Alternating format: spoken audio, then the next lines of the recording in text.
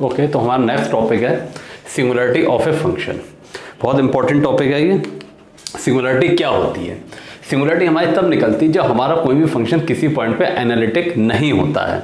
जैसे कि हम अगर एक फंक्शन की बात करें कि हमारे पास F Z equal to 1/z है, बहुत सिंपल सा है। अगर हम इसमें z की जगह 0 रख दें तो ये हमारा फंक्शन जो होगा वो एनालिटिक नहीं होगा। तो इसकी एनालिटिसिटी हमें z इक्वल टू 0 पर चेक करना होगी।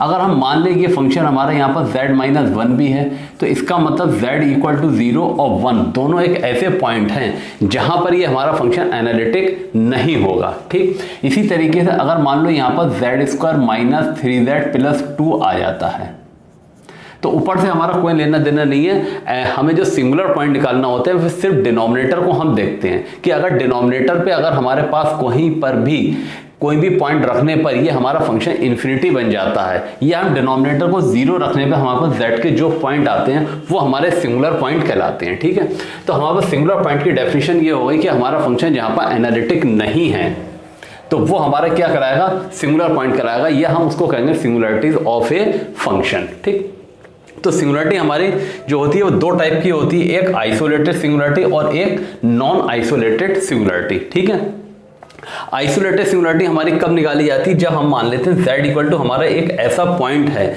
जहां पर ये आइसोलेटेड तब कहलाएगी जब वहां पर उसके अलावा कोई दूसरी सिंगुलरिटी ना हो। ठीक, दूसरी सिंगुलरिटी ना हो, जैसे F Z equal to 1/z-1 z-3 हमने एक एग्जाम्पल लिया है।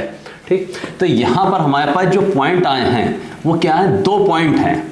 दो पॉइंट कौन कौन से हैं? एक तो है यहाँ पर z इक्वल टू 1 और दूसरा है z इक्वल टू 3।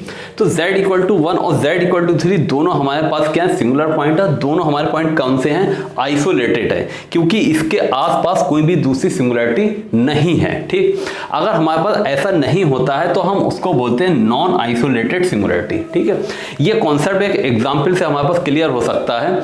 एग्जाम्पल हमने एक यहाँ पर लिया F Z equal to 1/this function. हमने जब ये फंक्शन लिया है, अगर हम इसकी सिंगुलरिटी की बात करें तो इसमें हमें डिनोमिनेटर को क्या रखना पड़ेगा, 0 के इक्वल, और डिनोमिनेटर हमारे पास क्या है, sin π/z, तो हमने इसको 0 के इक्वल रख लिया। ठीक, तो यहाँ पर जो भी z की वैल्यूज आएंगे उन सब पे ये फंक्शन हमारा क्या होगा, इन्फिनिटी हो जाएगा, और ये सब हमारे पॉइंट कैसे होंगे, सिंगुलर पॉइंट होंगे। ठीक, तो इसको हम इक्वल टू लिख सकते हैं sin n π, क्योंकि साइन आई पाई की वैल्यू क्या होती है, 0 होती है। यानी कि किसी भी मान के लिए इसकी वैल्यू क्या होती है, 0 होती है। तो इसको अगर हम देखें तो π/z इक्वल टू क्या आ जाएगा, n पाई आ जाएगा। इसको हम लिख सकते हैं z/π इक्वल टू 1/n पाई हो जाएगा। ठीक, तो यहाँ पाई से पाई हम कैंसिल कर सकते हैं। जब यहाँ पाई से पाई हमारा कैंसिल हो जाएगा तो ये हो जाएगा z इक्वल टू 1/n। ठीक, अब यहां पर हम n की वैल्यू कुछ भी ले सकते हैं, जैसे 1, 2, 3, 4, हम कोई भी पॉइंट ले सकते हैं। तो यहां पर z इक्वल टू 1/1 क्या बन जाएगा, 1, 2 लेंगे तो 1/2, 1/3, 1/4। तो सारे ही n की हम यहाँ पर z की हम कोई भी वैल्यू ले लें। ठीक है, यहाँ पर हम लगा दें तो यहाँ पर ये फंक्शन क्या हो जाएगा, हमारा 0 हो जाएगा, मीन डिनोमिनेटर हमारा 0 हो जाएगा, और इन सभी पॉइंट पे हमारे क्या होगा, सिंगुलर पॉइंट होगा। ठीक, तो अब हम इसको ये देखना है कि यहाँ पे 1 आया है कि 1/2 आया, 1/3, 1/4, 1/5, इस तरीके से होते करते ये हमारे लास्ट में जो होगा 1/∞। तो 1/∞ क्या बना देगा, ये 0 हो जाएगा। तो हम ये कह सकते हैं z इक्वल टू 0 जो है इसका लिमिट पॉइंट है, z इक्वल टू 0 जो है इसका लिमिट पॉइंट है। तो z इक्वल टू 0 जो होगी वो हमारी क्या कहलाएगी, नॉन आइसोलेटेड सिंगुलरिटी कहलाएगी। ठीक है, क्योंकि इसका हमें यहाँ पर एक लिमिट पॉइंट मिल रहा है। तो z इक्वल टू 0 जो होगी इसकी क्या कहलाएगी, नॉन आइसोलेटेड सिंगुलरिटी कहलाएगी।